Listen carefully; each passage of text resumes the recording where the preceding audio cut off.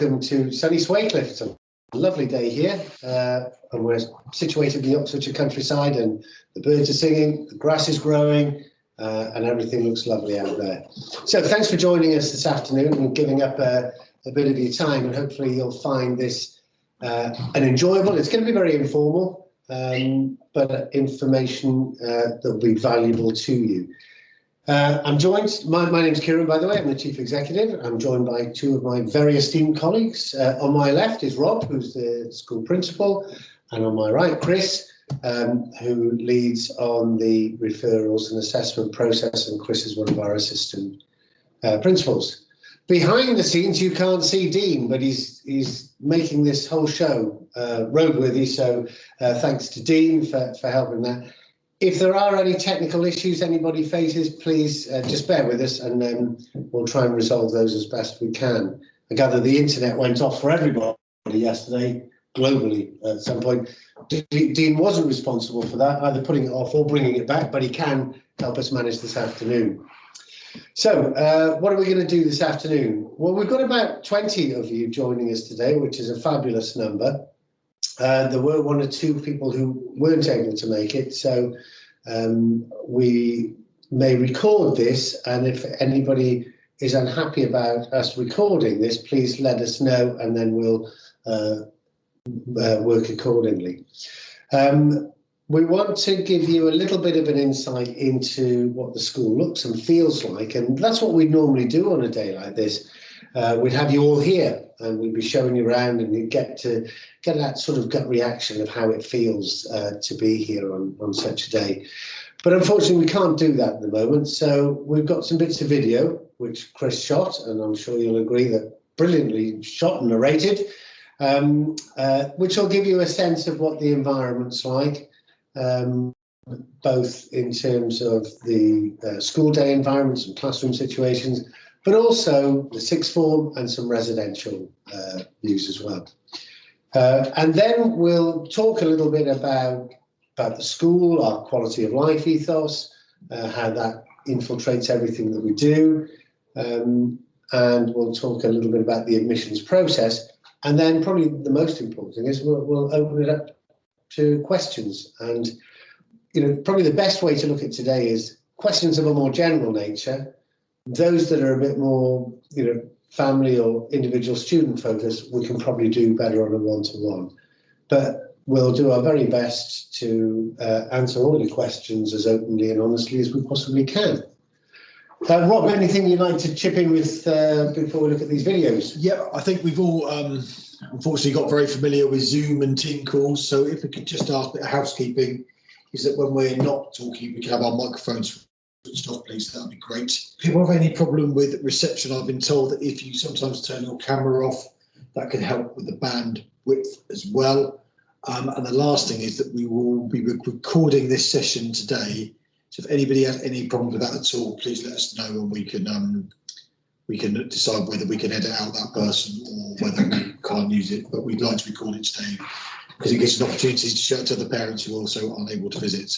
Like Kim was saying, we'd love you to be at the school. It's where you get a really, really good feel for what we do and the environment for the young people and a sense of community here. But hopefully we'll be able to do that again in the autumn term.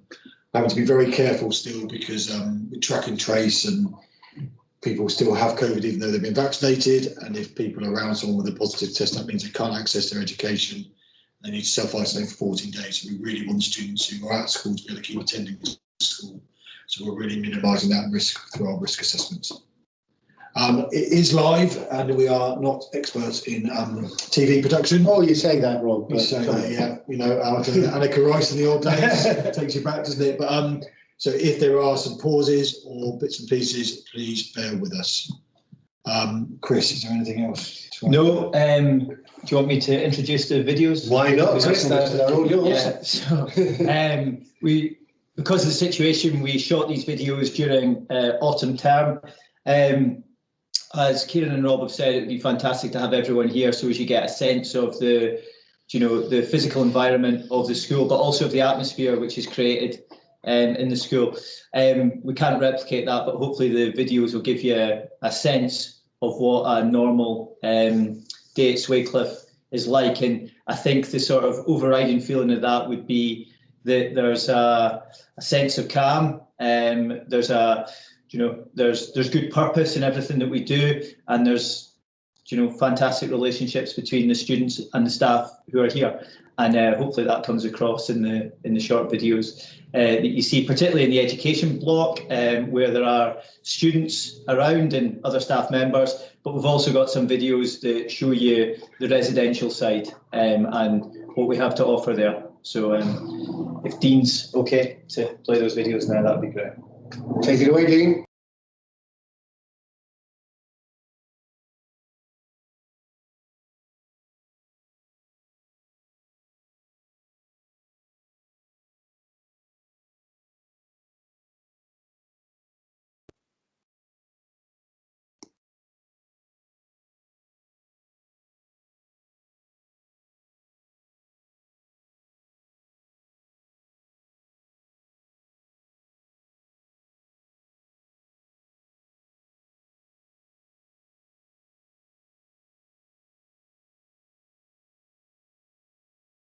That's fine.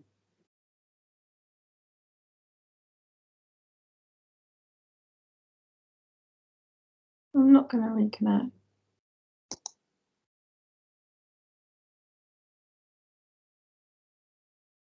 Well, Switch your camera off. Huh? where is the camera? That's the camera. Off, because the minute takes our bandwidth. So.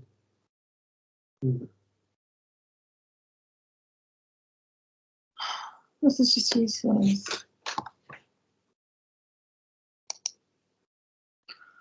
Yeah, isn't it?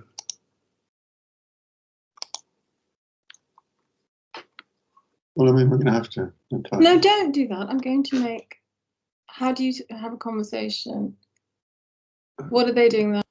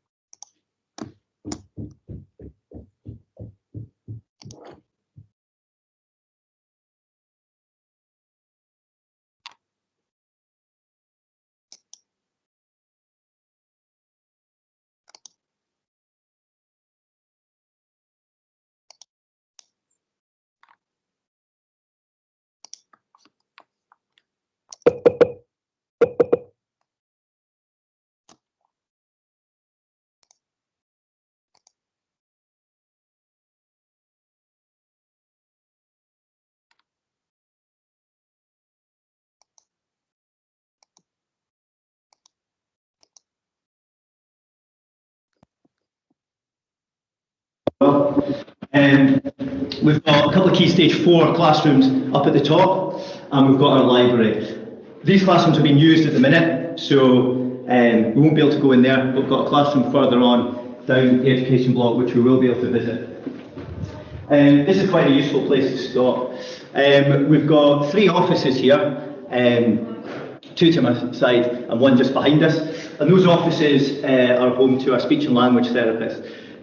Now, our therapy team plays a massive role in the school. Not only do they see boys individually and work on their sort of, very sort of individual needs, they also help to inform the teaching staff about how they should be communicating with the students, the way they should be presenting their work, and they're integrated into everything that we do. So I think that it's really important to say that speech and language therapists, the clinical psychologists who are also based in the school block, and the occupational therapists play a key role in everything that we do at school. So as we come down the corridor, we've got our English classroom, and Denise is teaching in there. We've got our maths classroom with Mr. Longson teaching in there. And we come down to our art classroom at the bottom of the main corridor. Now, Mrs. Sears has helped some of the students produce some fantastic art down the years, and we've got a Key Stage 3 group in there who seem to be very much enjoying what they're doing. Now, along to my right hand side, we've got 2 computing rooms, and we've got 3 offices where the clinical psychologists are based. But we're going to come round the other side and we're going to visit one of the Key Stage 3 classrooms. Now, this classroom is, very representative of all the different classrooms that we've got in school. You'll find in all our classrooms the carpet's the same, the walls are the same, the notice boards are the same. Each classroom has either a TV screen or an interactive board where we can present the work. We like to use a lot of visuals in the classroom, but also we don't want to overload the students with too many visuals as well, so that's got to be quite a balance. The only change between this classroom and maybe some of the Key Stage 4 and Key Stage 5 classrooms is the height of the furniture. This year, to help the Key Stage 3 students, we have brought in some new furniture which is a little bit lower, and we think that that's going to help them remain settled and focused in class. So we've got Lucy in here, one of our Key Stage 3 teachers, who's been fantastic since she came in. Thank you, Lucy.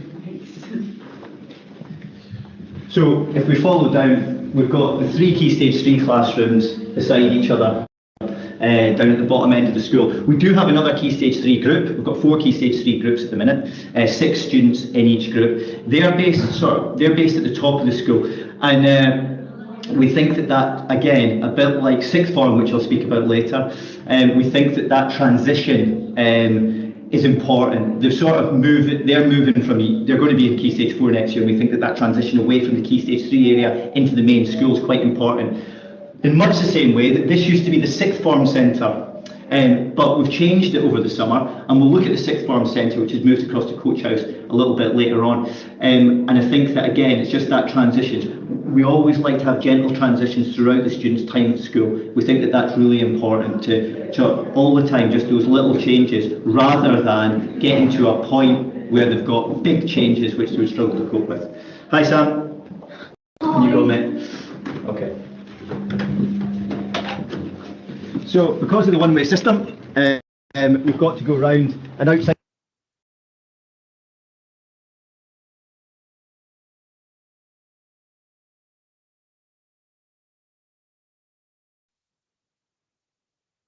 School at the minute, which has been fine because it's the weather's generally been quite good. It might be a little bit more challenging in the winter months, but by going round the outside of the school, it brings us to the DT Food Tech and Science corridor.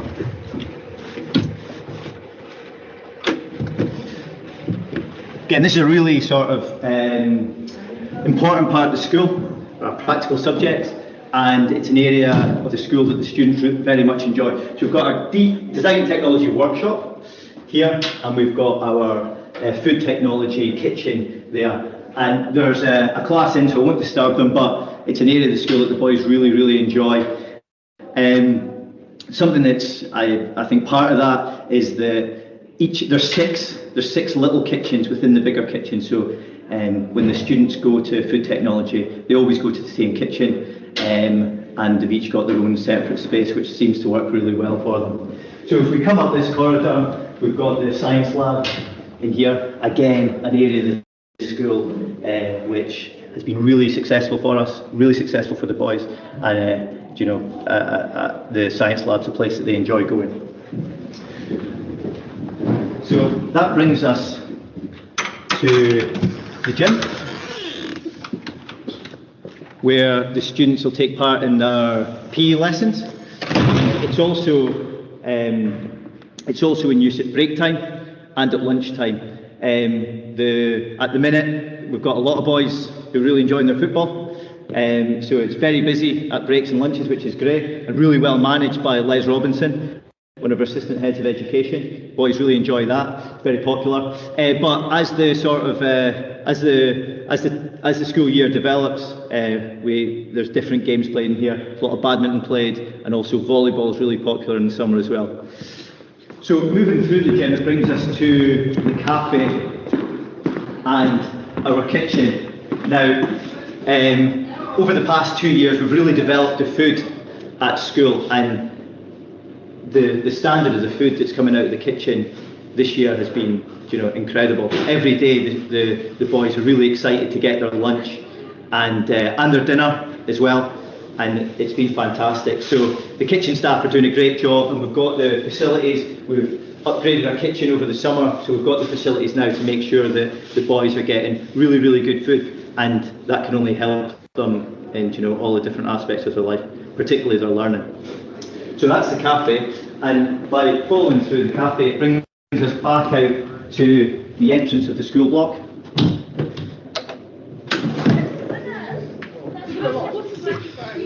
And that sort of finishes off our tour of the school block. There's other areas of the school which we're also going to show you short videos of.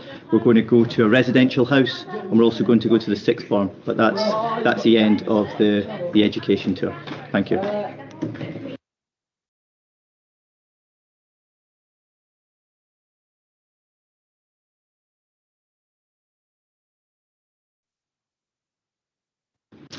During the tour of the school, I spoke about how sixth form had moved across from the education block to a new area, freeing up their previous area for Key Stage 3.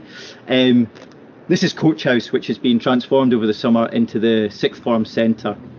We think it's really important for sixth form to have a home which is separate to the main education block, because again, we're getting them used to that idea of transition out of Swaycliffe Park School, and we need to prepare them for that. So we've set up this area in the summer. We're really happy with it. The feedback we've had from the students is really positive. So we'll go in and take a look at the facilities which they now have.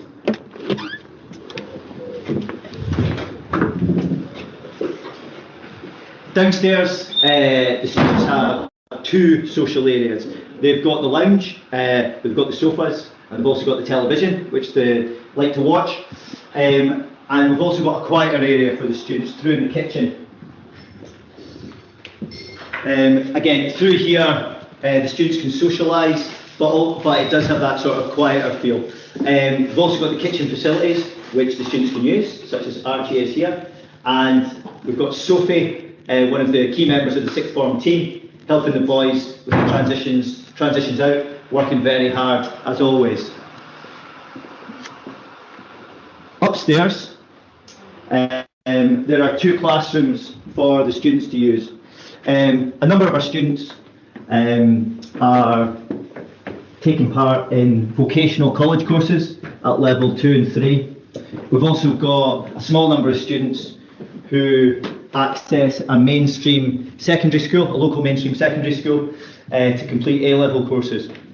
So it's really important for those students when they come back to Swaycliffe to have a working space. So we've created 2 areas, very similar, upstairs for them, where there's computers laid out. There's also a desk as well, where the boys can complete that work with support from the sixth form staff. Up here, the students also take part in the tutor programme, like the rest of the school. It's differentiated across the different key stages, and it's devised by the therapy team and delivered by the tutors.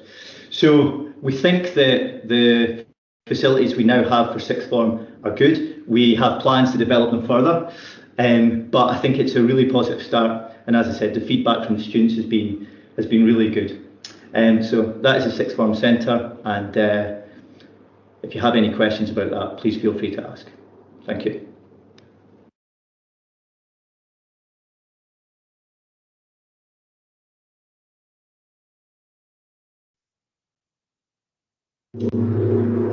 Hello and welcome to Cedar House. Cedar House is one of the 4 residential houses at Swaycliffe Park School. Currently there are 7 students on Cedar House, and they are supported by 3 residential care workers and a team leader. We're in Cedar House Lounge, which is a really good social space for the students to use in the mornings, at lunchtime, and also into the evenings, and for some students who remain in school over the weekend on the fortnightly boarding. So the space is used, as you can imagine. Boys like using their phones, watching the television, listening to music. There's DVDs. We've got games console. We've also got board games. So it's a really nice space. Really bright, open space as well. Cedar House, great views over the school field and access as well to the school field, which is fantastic in the summertime. So that's the lounge. I'll take you through to the kitchen. The kitchen and lounges in our 4 residential houses are all very similar, with the same carpets in the lounge, the same tiles in the kitchen, the same colours on the wall. I think that's really important to have that consistent approach across the school, much like we do with our classrooms, because from time to time students will move into different houses, and it's important that when they do, they feel there's not big differences between those houses. So as you can see, we've got areas for the students to eat. At the minute, the table's sort of split up. In the past, the table's been together. It's been one nice big table where everyone can sit around, but because of social distancing at the minute, we've had to move the tables into 3. You can also see that there's normal facilities you would find in the kitchen, which is fantastic for the boys who like to do cooking. As described earlier, when we were having the tour of the education block, our caterers are fantastic, and they provide the food for the students, breakfast, lunch and dinner. However, they're not here at the weekends, so it gives the students a great opportunity to develop their own cooking skills, and for some of the students that's something that they really enjoy. We also think it's really important to develop a whole range of independent skills, and our kitchens give us the opportunity to do that, from washing machine across to making sure the dishes are nice and clean at the end of every meal. But yeah, I think that's our approach. We want to develop the students' independent skills and give them that opportunity to take those skills into adulthood. Thank you.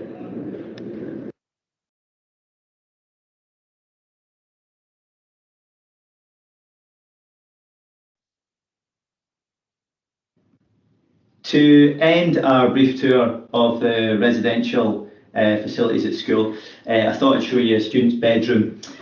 All the students who are residents at Swaycliffe have their own room, and in that room they've got ensuite facilities, plenty of storage for their clothes, and they've got a desk where they can work at as well. And for some of the rooms, they've got fantastic views out over the grounds at the school. We think it's really important for the students to enjoy their residential space, and we'll work with them and with their parents to make sure that they feel comfortable and they feel safe and they enjoy spending time in that space. A lot of our students have the same bedroom for a number of years and they get quite attached to their room, so it's really important that it feels like it's their space when they're away from home. So hopefully that's been helpful in just letting you see what a room on the residential on the residential side of the school looks like. Thank you.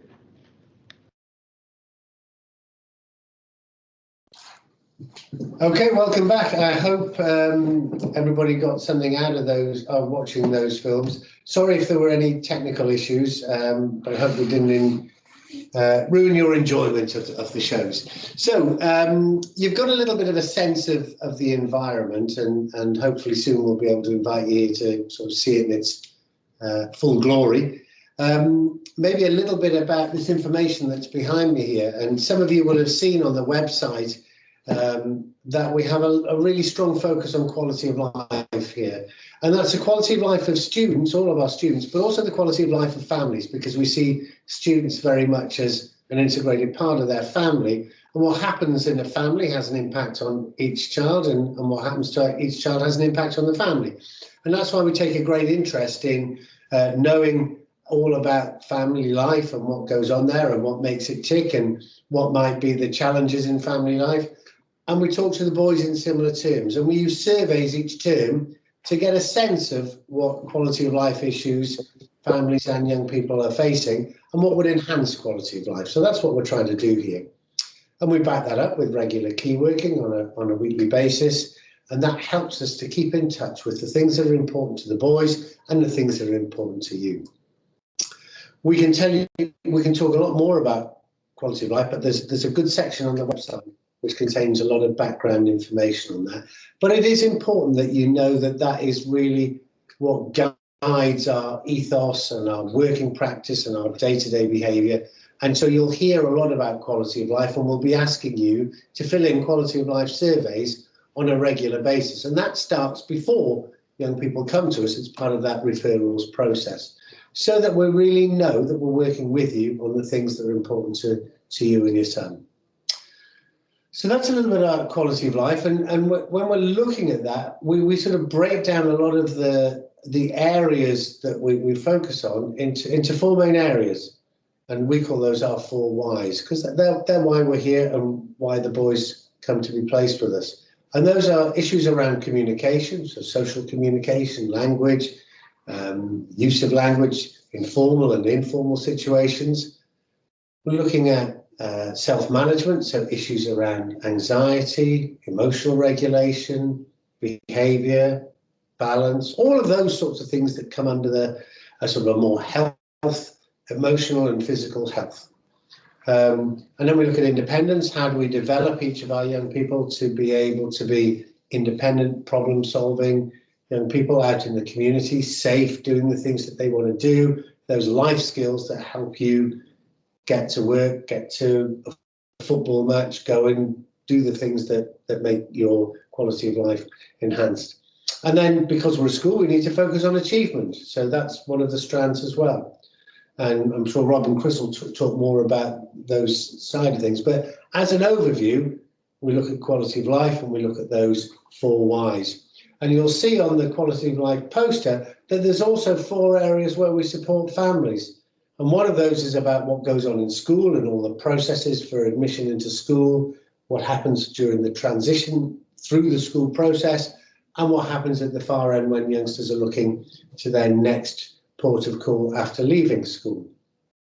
We look at how we support family-to-family relationships, because we know that many families are either geographically or socially isolated, and sometimes it's nice to have somebody you can talk to about the issues that may be in common, or just somebody to chat to. So we look at how we can support family-to-family relationships. We look at how we can support families within the home situation and other things that we can do that improve life there. And we also use our quality of life information to think about how we can support the wider family group through training that we offer here at school, or access to information through links on websites or conferences, or in other ways, other sorts of resources that might be helpful. So that's really what that framework that's behind me is all about. It's about how do we work together, what's our ethos, what's the focus of the work that we do, how do we support young people, how do we support families, and how do we make sure that the interplay between what goes on at home matches what goes on here, and how that we use all of that information to best effect. Rob, anything you'd like to chip in with at this point? No, I think we have a profile of students of the average cognitive ability that you'd see in a mainstream school. So that's what you'd see in a mainstream school, from the bottom ability to top ability. We have a curriculum to cover those students. We work in groups of 6, and there's 2 adults to each group of 6. In a residential setting, houses of 7 to 8 or 9. with 4 members of staff on each one of those houses, one of which has got a day off each week. So those are our sort of staff ratios, and we'd like to keep those staff ratios quite constant because it changes the environment and how we work with the young people. Lots of our students suffer from anxiety and all the nuances around that. So, you know, that can sometimes create some outbursts and people are worried about things and all those other things, but that's our main area of need. I think we have a lot more referrals than students that we take. So we have around 150 to 200 referrals every year from up to sort of 30 different local authorities, of which we're working with about 20 at the moment. We have 50% of the students, or just over 50% day students, the rest are residential students. And we get some really, really positive outcomes for the young people that we work with. I think I'll hand over to Chris now, and he'll talk a bit more about the referral process and how you can sort of go through making sort of contact with the school and how that would look for each family. Yeah, thanks, Rob. So it might be that some of you are already involved with this process, but I think the first protocol is to contact us and to speak with Kieran, just to see if Swaycliffe is going to be an appropriate setting for your son moving forward, because I think that's going to be fundamental. We want to make sure that any students who are placed with us, it's the right place for them to make the progress that we all want and for them to have those positive outcomes into their futures. So once you've had that opening conversation with Kieran, and you make that decision that this could be something that is going to work well, then it would be a case of sending us the relevant paperwork. Ideally that would be education, health and care plan for us to look through, and all the associated professional reports which go with that. And we just really want as much sort of relevant, up-to-date information as we possibly can, because that's going to form the basis of our judgment. So once we've got that information, it's my job to initially review that. And again, we're just trying to make those decisions in the best interest of everyone. That's the student who we're reviewing, but also the students who are here, because it's important that we safeguard what we do have at Swaycliffe for the benefits of the students who we already have. So we'll look at that information. I'm competing here a little bit with the boys outside. We'll review that information, and then we'll come together as a referrals team and we'll make a judgment whether or not we can move forward. So at that point, we'll contact, either parents or the local authorities, depending on where that referrals come from, and we'll give them a sort of a verdict based on our sort of judgment. Now, at that point, if again we feel that we can take the referral forward, there'll be an opportunity for the student and the parents to meet with our lead clinical psychologist. And again, during that meeting, that's used to, again, for us to get a better sense of the young person and the family, and also to discuss any issues that have arisen in the paperwork. It might also be the case that I'll be in contact with their current educational setting, if that's appropriate, just to find out how things are currently and get an idea of that. So we'll try and get as much information as we possibly can. And, after that meeting with the clinical psychologist, Dr. Nikki Mills, if everyone remains happy, then that'll get passed on to me. And at that point, we'll arrange for the student and parents to come and visit the school for a tour of the school, and to just get a sense of the environment. And then again, if that's a positive experience for everyone, we'll then look to set up an assessment visit. So generally, our assessment visits are 3 days in school. We tend to go Monday, Tuesday, Wednesday, and the student will come into school, will join a current tutor group, will follow them on their timetable for the 3 days, will be observed by the staff who they work with, but also members of our therapy team. And again, for us to get a sense of how the young person's going to react to the environment. And, you know, as much as it's about us deciding whether or not we feel the student would work well at Swaycliffe, it's also about the student and the family feeling whether or not this would be a good place for them to come.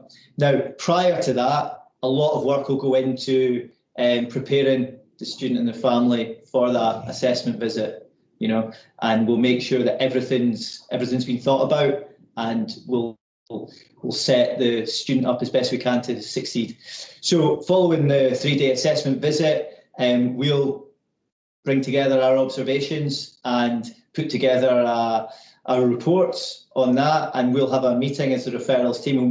We'll make a decision at that point whether or not we feel that we can offer a placement. And again, that'll be communicated at that point. That'll be communicated to both the local authority and the parents. I think Kieran will be able to speak a little bit about that process, about, you know, getting the local authority on board and having them work with us, because ultimately that's what we're going to need. And then hopefully, you know, if everything goes really well throughout that whole process, we'll be in a position to, and that you know, the local authority back that, then we'll be in a position to start putting together a transition plan and sort of gently bringing the student into Swaycliffe and setting them on their way. Brilliant, thanks Chris, that's great. There's a lot of detail there, and hopefully that sort of helps you understand how our process works. And as Rob mentioned earlier, you know, we can get up to 200 inquiries a year. So that puts a considerable strain, as you can imagine, on time at this end. So we have to ask people to be a bit patient with us, because one of the things we want to do is, you know, really be respectful of the information that you give us and have a good thorough read through. So we've currently got quite a few sets of papers on the desk. And so even if you send stuff in tomorrow, we ask for your patience in giving us time to get through it. One of the things that might reduce a little bit of anxiety, because we know people are at different stages in this process, is that we do assessments throughout the year. So it's not just about everything's got to be done this term and ready for September. We'll be assessing throughout the autumn term. And we'll have a clearer idea in the next couple of weeks about how many places we'll have to offer. At the moment, we're still just trying to ascertain how many of the boys are actually going to be leaving at the end of this academic year, and if some of the offers that we've given out are going to be taken up. So it's never an exact science in going, today there's this, because it's a very movable feast in terms of, we know that some people are going to tribunals, and that can have a bearing on timelines and on the outcome of places being taken up. Okay, that's quite a bit of information already. Don't worry, we've got plenty more where that came from, but maybe now's a chance to invite any immediate questions that might come through. I haven't got my specs on, so I can't see the computer screen as easily, so I'm going to rely on Dean to tell me who's going to be asking any questions. But if there's a little is there a little icon people can use, Dean, to there is. See if they've got a question, and then we can take them from the floor. We don't have any hands up at the We moment. don't have any hands up. But there's a little icon that people can use. Yeah. Now, have we sent everyone to sleep? Oh, Fanny and Nick. Okay. Thank you very much. That was a really informative and interesting tour and introduction. I'm just interested to know, please, at what stage parents typically start the process for admissions, because I've heard that for children with special needs, it's wise to start a little bit earlier than the typical mainstream pupils. So our son at the moment is 9 years old, and I just wondered, typically, when do families start? Okay, great question. And one of the great things about questions like that is there's probably other people thinking exactly the same thing. So what we would say is a lot of this depends on the relationship with the local authority. We start at 10 in year 6, so if you were looking for a year 6 place, now's a good time to be starting that process. What we need to be thinking is the local authority going to support this application? Because there's no guarantee that they will. So very important to work with your local authority, find out who the relevant officer is, and prior to the annual review, find out, say, what are the options for secondary education? What do you want me to go and have a look at? And go and look at whatever is suggested, even if you're not interested. Go and have a look, because we all have to be respectful of the process. And we know that local authorities have huge constraints around the amount of money they've got available. And they've got to use it very wisely. And they've got to ration that money, unfortunately. So if the local authority are in favour, they will encourage them to write to us to consult for a place as soon as possible. And then we've got to factor in our process and the timeline for assessments. So anybody from today is, we're going to be thinking that assessments wouldn't be until the autumn term. You've got to think about when your annual review would take place, but we also don't want to do anything that looks like it might be subverting the process. So you need to look at all the local options first, talk to the local authority about, how appropriate they are or aren't, and make sure that your education, health and care plan reflects the need for a specialist school like ours. And that's why that final annual review in year 5 or year 6, depending on when you're looking to start, that's why they're so important. And then you might need to factor in the timescale for a tribunal, if that's a line that you are prepared to go down, and if the local authority aren't willing to support your initial application. So it's a little bit vague, but there are so many different aspects to the process. Hopefully that gives you a little bit of a heads up. I'm more than happy to chat with people, later on, or later this week or next week, about specific cases. But certainly the starting point is getting a sense of, what does your local authority feel about this? What does the school think? What do the schools that they're recommending say? Because if they say they can meet needs, that's a much harder sell to the local authority. If the schools say they can't meet need, then that helps your case in that respect. Does that go some way to answering your question? Yes, that's very helpful. Thank you. Good. Okay. Right, we've got a few typed questions and we've got another hand up. So should we go to a typed question first? So Cy Utley has asked, do the boys move freely around the school? Rob, do you want to pick that one up? We run sort of Key Stage 1. Also, Key Stage 3, and as the students work through Key Stage, it's a little bit dependent on group. The boys tend to spend quite a lot of time in one class. They'll sometimes go off to a subject specialist teacher for science or for maths, or to use a food tech room, but they tend to stay as a group. And they tend to have a constant NSA that's supporting them. And quite often, their teacher may move with them at the same time or whatever area they're in. And as the boys work through the school, they tend to transition around the school between groups. But you must remember that we are only a school of up to sort of mid-70s of students. So those transitions, the amount of staff around means that the movement around the school can be sort of heavily supervised and monitored. We know that in a mainstream setting, transitions, lunch times, canteens, times like that are very difficult times for some of our young people. So we're aware of that, but we have that set up to support students, and it's done on a personalised needs basis at times. But our corridors are wide and spacious, and the boys tend to go over it quite well. And we are also preparing the young people for when they do leave Swaycliffe. So managing those things in a very controlled way with us, building the resilience and the strategies better cope with those things as they go through their school career. So it's also worth adding to that, because those are really important points. We're set in about 22 acres of lovely land, which is great. So the boys can go out at break times, lunch times, after school, if they're staying as their day boys, and they can stay in the evening for some activities, or if they're resident.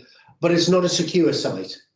So that's something that's really important to be very clear about, that if somebody was, had it in their mind to leave the site, they can wander out. So we have got gates and things like that, but it's not a secure site. So does that answer your question about moving around the site?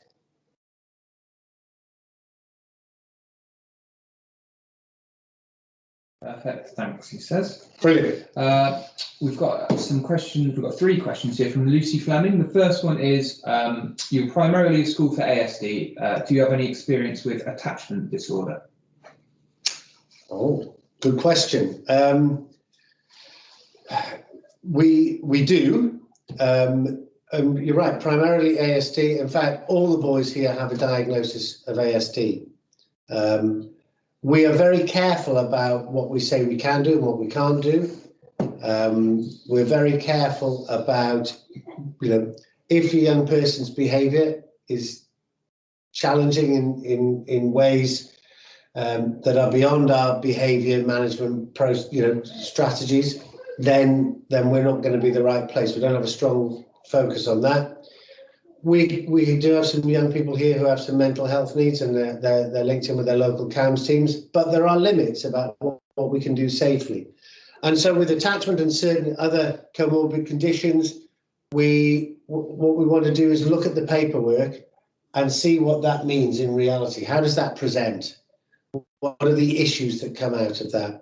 And then we'll chat that through with you to see if to make an informed decision about whether or not we think that we're right. And that's why, when Nikki Mills gets involved as our lead clinical psychologist, those will be one of the bits of conversation that she would want to have with you about that.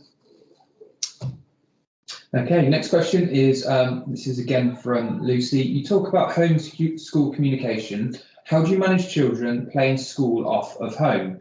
By that I mean telling school one thing and presenting one way at school and reporting/presenting another thing. Do you think we've ever had that from before, Chris? Yeah.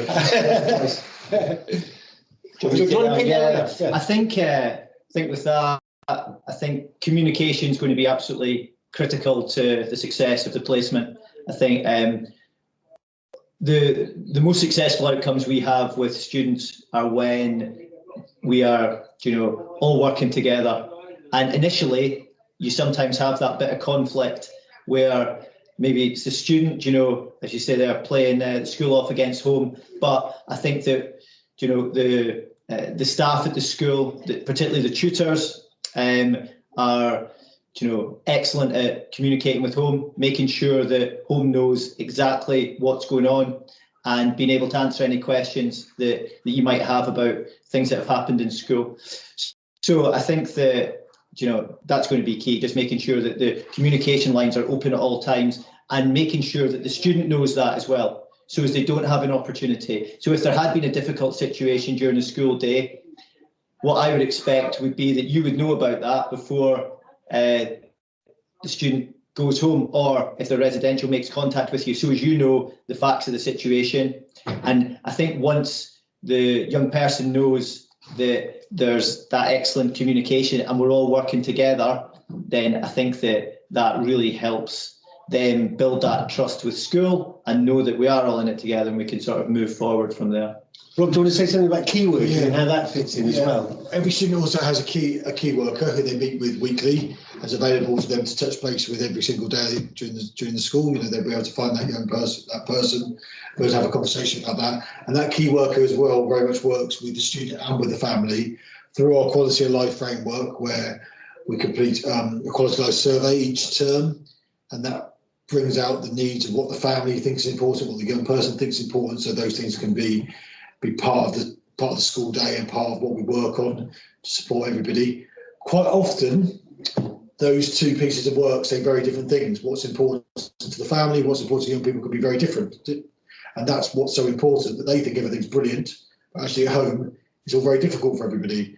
And that's an area where we're able to pick that. And likewise, it could be the other way, where the young person says, if only this could be sorted, everything could be so much better. So it can work in both ways. But it is something, as teaching in general, that you and having all been teenagers, Mum, can I go out? No. Dad, can I go out? Yes. It's something that we're well versed in and something that we need to be particularly good on here to make sure there's that really consistent message, because with autism, a consistent approach is so important. Thanks, Rob. And I think as mentioned, there's key working. Key work is actually timetabled as a lesson every week. We think it's that important. And as part of our key working practice, key workers will contact families on a weekly basis, but they'll also contact you if there are issues that arise out of that natural, arranged communication. And that style of communication, we sort of work with you about. Some people like a phone call, some people might like a Teams meeting, some people might like an email, some people pop in. There's different ways for that to work. And the important thing is that we don't get bogged down and it has to look like this. The important thing is, how do we make it effective? And so that's how we do that. I think just to add to that, the key worker becomes the parent's sort of clear point of contact. So if parents have any concerns about anything to do with school, they can contact the key worker, and the key worker will then take that forward. It might be that the key worker doesn't know exactly the answer, but they'll go and find the person who does, and then they'll get back to the family. So we try and keep the communication as simple as we possibly can. Parents will always be welcome to speak with any member of staff, but 90% of the time, contacting the key worker, they'll be able to sort out any problems that there are. I think we also know that what young people have had in the past hasn't worked. So we need to, we were saying, different thinking. We've got to do things differently. So what we always encourage, that if something is an issue, that you contact us so we can deal with it, not that you sort of hold on to it and it eats away at you. And, if we're getting things right, we shouldn't be contacted. So we're always happy as a leadership team or management team to take those emails in the evenings, take those phone calls in the evenings. There's residential staff, residential here in the evenings, and really work with you to get those things ironed out as we go along. And hopefully we're doing things right. Our work shouldn't be too great in those periods of time. Do you see what I mean? We do need boundaries, we do need you, but hopefully we're getting those things right for everybody as we go along. We'd rather deal with them than they become a bigger problem and a bigger problem as time goes on. So we really are very open to really strong communication and working together. Hopefully that helps that one, Lucy. We've got quite a few questions coming in now. The next one is, if a child is moving from another specialist provision to yourselves, are they more likely to be offered a place if the EHCP has been in place for a few years? It may be the case. Certainly, if you've been, awarded out of county funding for a specialist placement, and then moving within the non-maintained sector, that's a huge hurdle overcome, because it's already been to a panel to high needs, and it's been deemed that a specialist placement is required. So I would think that would be very helpful. Obviously, there are no guarantees in this, because depending on why a previous school didn't work out, depending on any new schools that might have been set up in the meantime, all of those things. But certainly, it's already crossed that threshold of panel to get high needs funding. So that I would take that as a good sign. Yeah. Next is from Vicky, who asks. We've mentioned about academic ability being reflective of the mainstream setting, but how would we manage students with very high academic ability and potential? And lastly, are there any magic words that you can use to help LAs get on board? That sounds like a tough one. I'm going to give it to Rob. So I think academic ability, and this is not what we're about, so I'm saying this reluctantly, we do have students who go to university, and we had one student went to Oxford University last year. That's the first time that's ever happened to us. I imagine, like in any mainstream school, there'll be 400 young people in the sixth form, and one might go over here. So we have 15 in our equivalent upper sixth there. So we'll have one every 30 years. It's not what we're about. We're about our four whys, and we're about preparing young people to be able to communicate, to be able to self-manage, to be able to be independent. And part of that is having the academic qualifications to be able to do something that they're interested in and they want to pursue. So we do UCAS applications. We have students that get 9s now, which is above the old 8-star. We have students who do entry-level qualifications. We do have that breadth of qualifications across there. We do have to minimise what we do as a curriculum offer, because we don't have the quantities and numbers and the quantities of students to be able to offer such a broad range of qualifications. So for level 3, which is an A-level, is a level 3 qualification. Sorry if you already know that, but for people who don't. In school, we offer the A-level maths. We offer the level 3 paediatric science, we offer art, and we offer psychology. We also offer a level 3 computing course. We've got them all in, Mr. Leslie? Yeah. And if it's important for the young person to be in our own environment and access our therapy and those things, those are qualifications we offer. If it's more important for them to do psychology, physics, chemistry, we can offer that, but they would need to be able to do that for a supported placement at our partner sixth form, local sixth form. If they're not able to access the sixth form, the most important thing is that we are working on the other 3 Ys with those qualifications, so they're able, when they're 19 or 18, when they leave us, they've got the generalised set of skills. So we are not just about that academic qualification. Look, we follow a school timetable, and the students follow a set of qualifications which they get interest from, and they're all motivated to do those. And we can offer everything, even through local colleges, but there is that compromise at times between what the student needs to meet their needs, and we can't do everything everywhere all the time. Is that fair? Yeah, I think it's really important that, you know, just because a young person cognitively is able to achieve 11 GCSEs, and we have this conversation quite a lot, it's not necessarily the right thing to be doing. The amount of time in school is time limited, and the young people come to us because they need help in these other areas. And so there's got to be a trade-off between what's most important. Nobody needs more than 6 GCSEs to do anything. So if we take that as a starting premise, it might be that we do a few more over time with some young people, but actually to go on to the next phase, what's important is that they get them at the right level, and that we don't overload young people with anxiety and too much stress at a time when they're trying to achieve these qualifications. So we can structure our exams over 2, 3, 4, 5 years. We don't have the same constraints on us as mainstream schools have. They don't have to do all your exams in year 11. It doesn't make any sense to do that, particularly if somebody's been out of school for a year or 2 as well. So we look at a pathway that's appropriate for a young person, making sure that the right balance of school-related work, whether that's academic or vocational, but also picking up on those things that they're going to need to be able to follow through in a college environment, a work environment, a social environment, and those are the issues around communication, self-management and independence. So there's a bit of a balancing act there, and making sure that we are setting people up in preparation for adult life.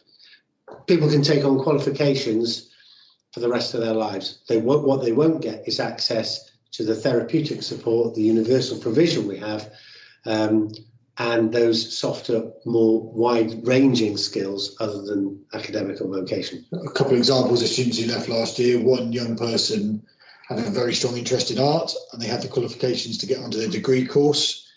They chose that actually their biggest challenge would be managing the university environment and where they were going to be. So they chose to do the foundation course to get a good underpinning of the skills. So when they went onto their degree course, they had a broader range of schools, and they'd done that in a more specialist setting, and they'd previously done their A-level art with us. And then they moved on to that. We had the one young person who completed 4 A-levels, and we did the taste days at Oxford University, and they've got into Oxford University, which is obviously one of the most elite universities in the country. So we're able to help that young person because that pathway was right for them. We had another young person who wanted to be a tree surgeon, and they needed a certain amount of GCSEs, and we did the first part of their tree surgery course with us, and then they completed that course from home post-19. We've had some young people who've gone into work. So we have that broad range. Is there any more examples, Chris, you can think of?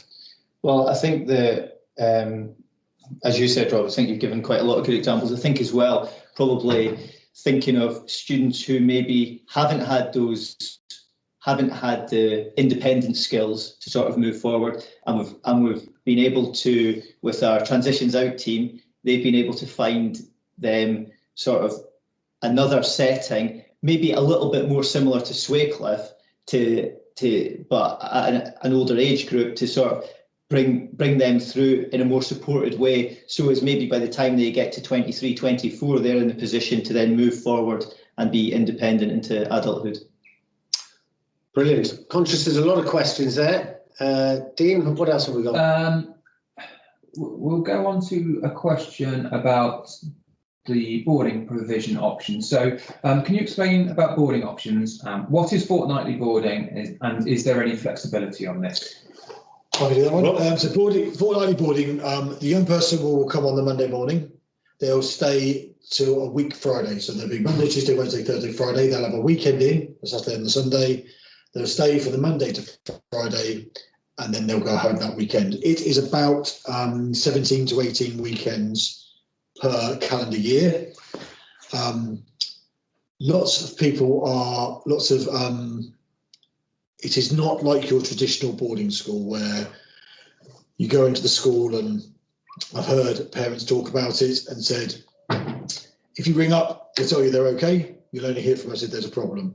It's done in partnership. We work with the family in the residential setting. Lots of young people, because the boys come from a broad range of areas, and even day boys can come from a range of areas. We have lots of people that start off on day placements that really, really would like to be residential after the first year. Lots of students sometimes stay Monday to Friday. Some of the students go home one day during the week. Some of the students' parents come up and visit during the week. It's a very family feel. It's a very inclusive environment with the family. Obviously, we have residential standards, and people can't be in the wrong areas because we've got to respect that's other boys' space and things. But we've currently got 4 day students that are trying to convert their day placements into residential places, and all of those families say, we never ever would have wanted residential for a young person, but now we do because we can see the benefits and that sort of wrap around and that waking day curriculum. So it's really hard, and this is one of the real little downsides about not being able to be on site today. But, you saw a bit from Chris's video, the feel of what that feels like, and the way that we can work with families to really utilise that time the young person has with us, and we can almost do double what we can normally do with just a day placement, because the day placement is sort of just before 9 till 4 o'clock, where the residential placement allows us to do a lot more work, a lot more generalisation of skills. Therapy staff, we have occupational therapists, speech and language therapists, clinical psychologists. They'll do work in the houses with the young people. So a lot of that generalisation of those skills can be done through activities and through things that are done in the evening. Our Independence Plus curriculum works across 8 different areas. Student risk assessment is linked to that risk assessment. So it might be the fact that they need to be independent, they want to be able to travel independently or not go somewhere with their parents. Our residential staff will work on them taking a bus, doing a train, and do it with them, which is a harder thing to do if you're a parent with a teenager, because your mum or your dad and you're embarrassing and they don't want to be with you. But we can encourage some of those things which you may not be able to get moving so much as a parent. We also offer the extended school day to students, and that has to be done on a how much provision we have and how many people want to stay. But that can be the students do have the opportunity to stay in the odd evening or take part in occasional weekend activities as well. Yeah, thanks, Robin. I think the 2 weekly boarding. Some of the boys do go home at weekends in the middle, but the 2 weekly boarding is linked very much to the transport and the contract. So the local authorities pay for a 2 weekly boarding place. That means that they will do transport at the beginning and the end of that 2 weekly session. If you wanted to take your son home in the middle weekend, you would be responsible for that transport, and that's the nature of that 2 weekly boarding contract. But at the end of that 2 week session, the school closes, so there isn't an option for boys to stay during, for example, for the whole half term. And I think it's important that that there is value in that waking day curriculum that operates outside the school day.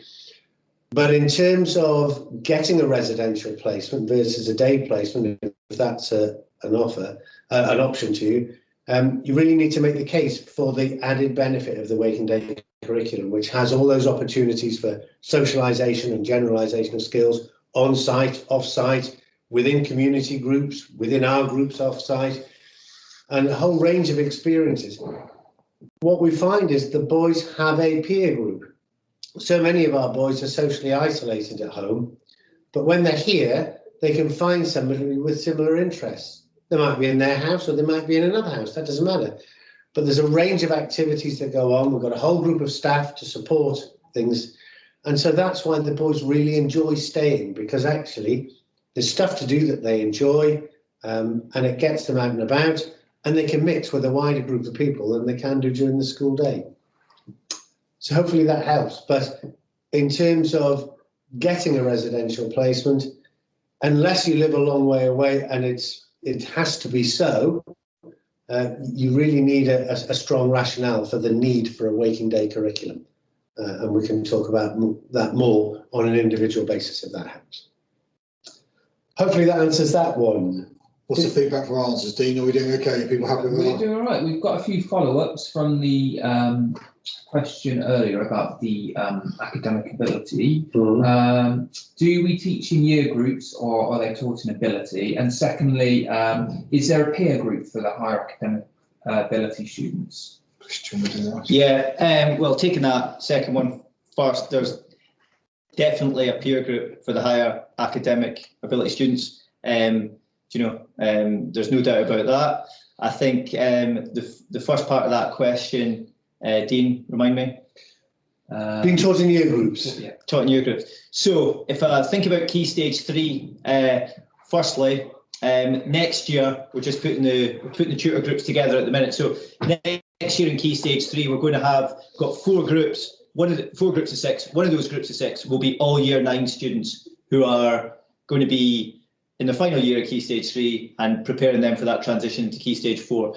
Now, out with that group, all of the other Key Stage 3 groups have a combination of students. So we've got a Year 7-8 group, got 2 Year 7-8 groups, and then we've got a Year 6 and 7 group. So again, the decisions around those groupings are sometimes based on numbers, because we might only have a set amount of Year 8, a set amount of Year 9s, so there'll be so the students will come together that way. But I think sort of thinking more wider across the school, so bringing in Key Stage 4 and 6th form as well, what we try and do is set the students up in a social environment that they're going to thrive in, and is going to be conducive to helping them make academic progress. And quite often that aligns very well with sort of their academic pathways and their ability levels. So we do take into consideration different factors. It's not just your Year 11, you're in that group. Just again, thinking of Key Stage 4 next year, we're quite fortunate the way things have lined up. We've got a Year 10 group, 2 Year 11 groups, but then we've got another group in Key Stage 4 who are maybe academically, maybe not quite as strong, and maybe just need a little bit more support and a bit more nurturing. So we've got a group who are, slightly different to that, and they've got a mixture of Year 10s and Year 11s in that group. So there's, we are flexible and we make the decisions based on the best interests of the students. And we also take account of the fact that some young people have been out of school for a year, so that might influence whether they're in their year group or out of their year group. And Chris, is there something to say about any streaming of some of the subjects in Key Stage 3? Yeah, so naturally sort of further up the school, the subjects will be streamed based on the students' pathways. We'll have some students who are working towards higher level GCSEs, we'll have some students who are working towards foundation GCSEs, we'll have other students who are working on functional skills or entry level. Clearly as well, that's the same for our level 3 subjects. In Key Stage 3, we have our maths and our English groups are streamed on ability level. This is something that we've brought in just in the last couple of years, but we think has real benefit because it enables the students to, at the high level, it enables the students to work through the curriculum at a pace and at a level which suits them to enhance those skills that they have. It's also very helpful in other areas. So students who maybe need a little bit more support can sometimes feel a little bit sort of intimidated if they're in a group with high retaining students, and it doesn't help their confidence. I think as well, it's also affected our staffing. So the students who are in use the English group as an example here, the students who are in the highest level English group in Key Stage 3, they're just working with the teacher. Whereas the students who are at the lower ability groups, we've got the teacher plus 2 learning support assistants in there, because that's where the need is. And again, it's a system that seems to be working well. We know that because all 24 students in Key Stage 3 are currently making really good progress with their English and with their maths, are engaged in the subjects and are enjoying them, their learning. Brilliant, thanks, Chris. Okay, next question is from Peter. My son is currently at a mainstream primary school in Year 5 and gets one-to-one support, and higher needs funding is in place for this. And this is for most of the day due to attention span and concentration problems. And he's diagnosed with ASD and being diagnosed at ADHD. We've applied for an EHCP, but it won't be ready until he is in Year 6, which means we will miss the October 2021 deadline for applying for a place at your school. I'm still not clear if my son needs to be placed at a specialist or a mainstream school with a good Senko provision. Okay, really interesting. I'm not sure about, I'm interested about that October deadline and where that's come from, because we don't have an October deadline. So hopefully that helps, that there's no October deadline. When you get the EHCP, one of the things you need to be mindful of is what is it that the local authority is recommending, and does the provision look like a mainstream provision in the HCP, or is it higher need than that, and does it reflect a more specialist provision? So you've got to work out, naturally a local authority will want to use a mainstream provision with additional support, and that works for some young people. We don't have anybody here who requires a one-to-one, because we think our class sizes of 6 with 2 members of staff should be enough. But happy to chat independently about that one, but please know that there is no October deadline from our point of view. We do assessments throughout the year, and we make admissions throughout the year, and that's from Year 6 upwards. Okay, this is a good one. This is from Kathy. What is the style of communication between staff and pupils? I.e., is it formal with a distinct hierarchy, or where the staff are more facilitators of education? Right, who's taking that one? Right, okay, I think our whole success is around relationships between staff and students. I think young people benefit from the adults being in charge, and they feel safe if the adults are in charge. It's not a totally sort of flat structure. Staff use first name, students use first names with staff, so that will be informal. I think it's very respectful. It's a very there is no sort of shouting, or it's definitely not that environment. Students are spoken to and talked through and generalised. There is a clear expectation on where students should be and shouldn't be. That's really useful with autism, that there's no clear boundaries and clear lines, I think. So that there is a hierarchy where the adults are in charge and the students will be requested to do the things that the adults ask them to do, but nothing that isn't reasonable, and nothing that shouldn't be clear from the moment they walk into school to the moment they leave. It's clear that they need to be in their lessons, and they probably need to be sat down, and so we're not asking anybody to do anything, and we don't often have to ask the students to do anything that isn't a clear part of their daily routine. Mr. Hesford, does that sound? Yeah, I think that the students and the staff at Swaycliffe have got really positive relationships, and as Rob says, that's key to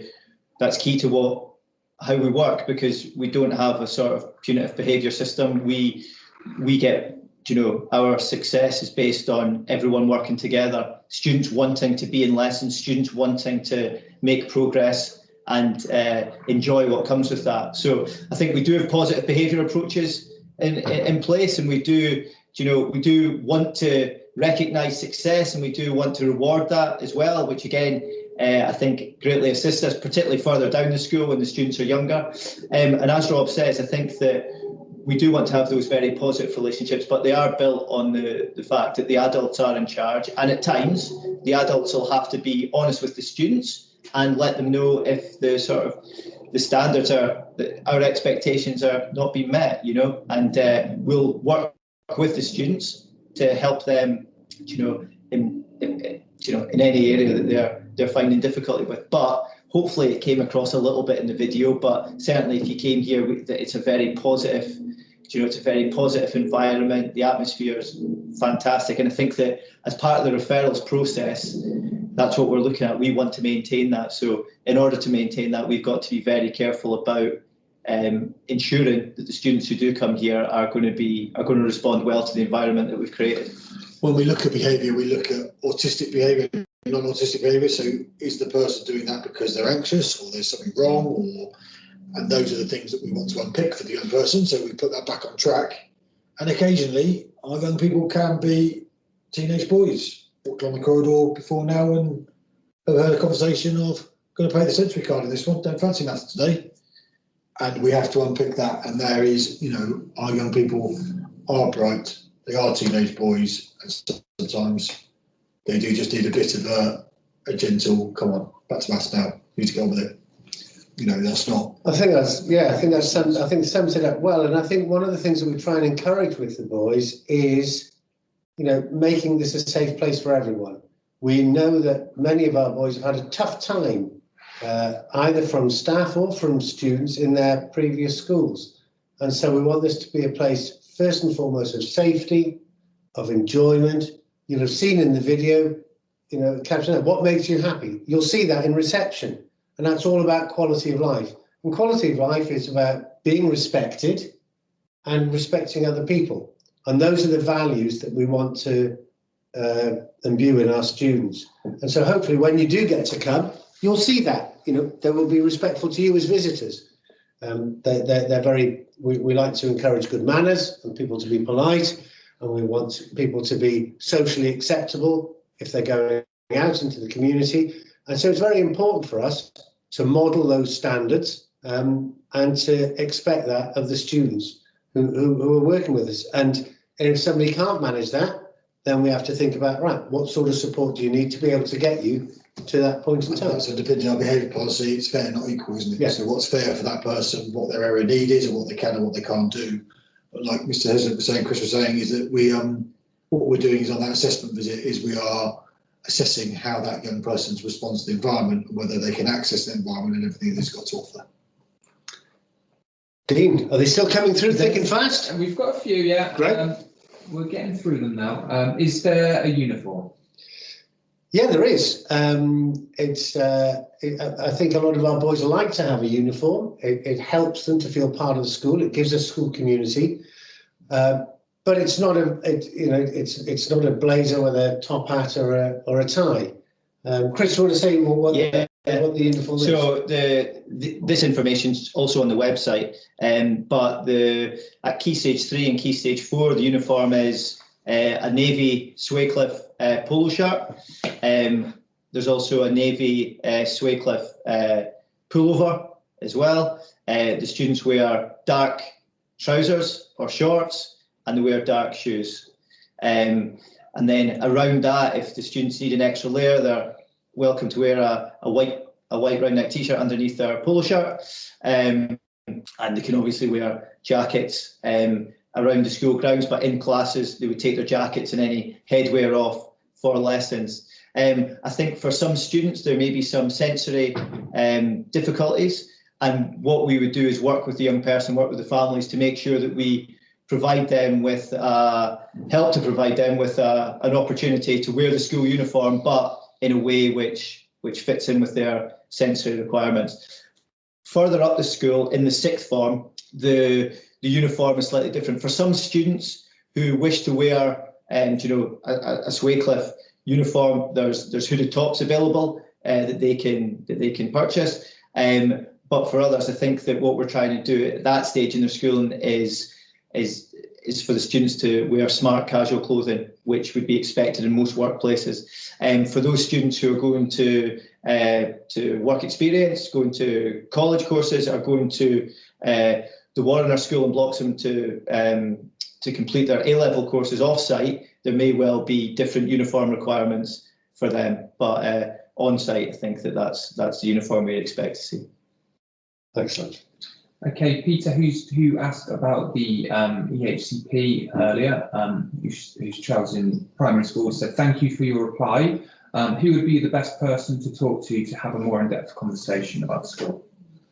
Chat to me in the first instance, and if anybody wants to get in touch, the best email address is admissions, not admin, but admissions@swaycliffepark.co.uk. That comes through to me, and I spend a lot of my time chatting to parents through these initial phases.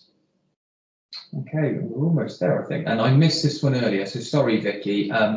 And this is in relation to the, getting a residential placement. Are there any magic words that help a local authority get on board? I mean, certainly the need for a waking day curriculum that's got to be there. So the placements can be funded wholly through education, or they can be part funded through social care. But there needs to be a definite social care need for them to make a contribution. If you want to use the waking day curriculum as a thing, then you're looking at an educational funded place. And that's talking about opportunities to be part of social groups, opportunities to generalise skills, to have additional access to therapeutic support outside the school day.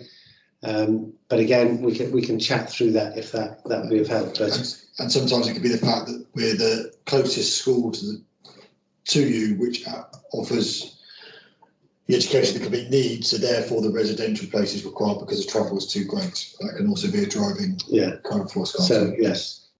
Well, where does Vicky live? Do we know, Dean? It's not mentioned, no. If it's Boundary, it might be a seat of the soul. Yeah. But we do have some Oxfordshire students who are residential. We do, yes. And I think, yeah. And we've got a hand up. We've got Vanny and Nick who've got their hand up. Okay. We hear a voice. Hi, thanks. Sorry to ask another question. You're very welcome. Fire away. Thank you. So I'm very interested in the fact that obviously autism spectrum is a very, very broad church, and I'd just be very interested because a lot of the questions were targeting children with higher academic ability, but I'm interested in the other end of the spectrum, which is children who have cognitive issues that are consistent with their autism, that might veer on a sort of mild to moderate learning disability. So we're talking about children that are developmentally language disordered to a moderate level. We're talking about children who are accessing the national curriculum and are in a mainstream primary school, so they're not doing the P scales, but they are requiring a differentiated curriculum specifically for higher order language in English, and having a differentiated curriculum for maths is also incredibly beneficial to enable access. I would just like to be clear before spending time and energy in pursuing this resource. We're based in Oxfordshire, and our son is at a mainstream primary school and has been for nearly 5 years now in Oxfordshire. So we'd just like to know, but he benefits with 30 hours of one-to-one support. He has an EHCP, but he does have complex needs, but these are consistent with a diagnosis of autism. So I'd just like to know, for a child with those needs, do you cater for children with those sort of needs, or are you much more high function? Well, he's high functioning in the sense that he isn't needing at primary school level to be in a specialist setting, but he would not be within the kind of paradigm of, say, a child which is very, very bright, but just has social skills difficulties. I think, thanks for asking that one, and that may apply to other families as well. I think the best way to look at that one is to send us school reports or EHCP, and then we'll have a chat through and we'll have a look at what needs. We can talk in a bit more depth about looking at the groups that we've got, looking at the curriculum and working it through together. I mean, the whole point of this process is it's a collaboration, and we can make judgments looking at pieces of paper, but actually the best thing is to talk it through. We would want to chat to the school and get a sense of, you know, how does learning look in that context? What sort of support, what does the learning support assistant do to facilitate learning? And how far, you know, where would they fit in terms of the rest of the peer group that we've got here? And that's the context that we'd like to look at that in. But we'd quite happily look at, you know, before you started that process, look at some of that paperwork and give you a view, because we don't want you to waste any of your valuable effort or time. And we might be able to go, yeah, that's within range, or actually, you know, there may be a better fit for you. But I mean, thanks for answering that. But I mean, thank you for answering that. But just based on that broad description, do you currently have, or have you had in the past, children at that level? Or do you very much cater only for children who have got average cognitive ability and whose main issues are staying on task, focus, social skills? In the main, it's that latter group. But there are some young people who have in their paperwork descriptions about, you know,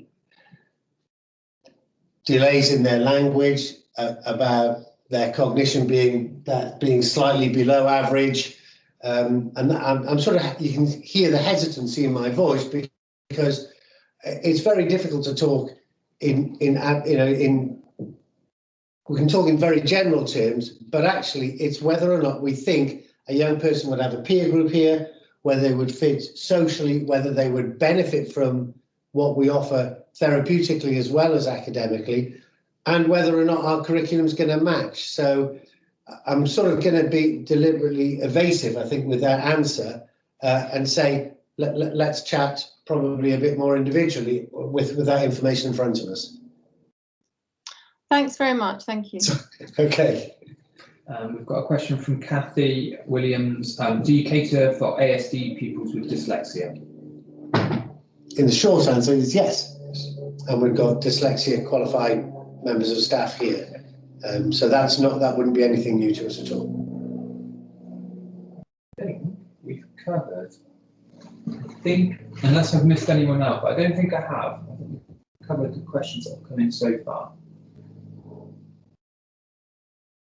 How are we doing? We're doing all right. We're just about 2:30, which is, funnily enough, it always lasts about the same amount of time. So I think that's a good gauge. So well done, everybody. Rob, any final thoughts you want to leave people with? No, it's just a real shame that we can't be showing people around, because this is the bit where you'd go and get to see what we spoke about, and I think you see a lot more from walking around than you do from us talking. Just, you know, if you feel that what we said today could have been of interest to you or relates to your person, you feel we could meet the needs, please get in touch and send those papers over. We'll work with you to hopefully help you find the right place. Chris, any further thoughts? No, just to say thanks very much for everyone for giving up their time this afternoon, and yeah, we look forward to reading through the paperwork. You'll notice Chris hasn't got much grey hair at the minute, but if we get 20 sets of papers after today, that might change. But we'll work as quickly as we can, but please be mindful that it's very busy with referrals, and at the moment we're having to prioritise those ones where the local authority is backing the placement. So we need to sort of, in some way, shape or form, we try and be first come, first served. We try to look at it in the order that papers come in. But if a local authority is supporting an assessment, that will take priority, because we have to use all the available assessment slots that we have. We've got a couple left at the end of this term. They may already be full by the time we've worked through the papers we've already got. So there may not be any slots left for this term, but we'll start the process off again in September if that's the case. But the main thing is see if you can get your local authority on board. I think it's also worth saying that, you know,